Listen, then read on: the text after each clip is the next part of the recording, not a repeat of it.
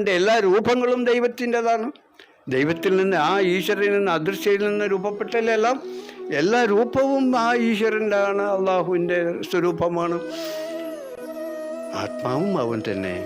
അവനക്ക് വേണ്ടിയായി ഈ സ്വരൂപത്തെ മുഴുവൻ സൃഷ്ടിച്ച് രൂപാന്തരപ്പെടുത്തിയെടുത്തതും എന്നിട്ട് അതിൽ പ്രവേശിച്ചുകൊണ്ട് അവനാണ് ഈ കാണും കേൾക്കുന്ന അറിയുന്ന പ്രവർത്തിച്ചു പോരുന്നതും സൃഷ്ടിച്ചും അവന് ആവശ്യമായതെല്ലാം ഇവിടെ അവൻ്റെ മാത്രമായ ലോകമായ അവൻ്റെ സന്തോഷാന്തകരമായ ഉല്ലാസ ജീവിതത്തിന് വേണ്ടി സ്വർഗത്തിൽ ഈ വൈകുണ്ഠത്തിലെ ഉല്ലാസ ജീവിതത്തിന് വേണ്ടിയാണ് അവൻ സംഗീതവും ഗാനവും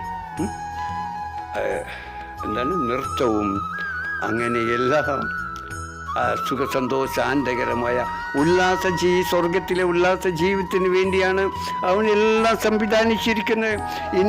എന്നിട്ട് നിങ്ങളത് നരകവാസികളുടെ നരകമാണെന്ന് പറഞ്ഞ് അത് തള്ളിക്കളിയല്ല.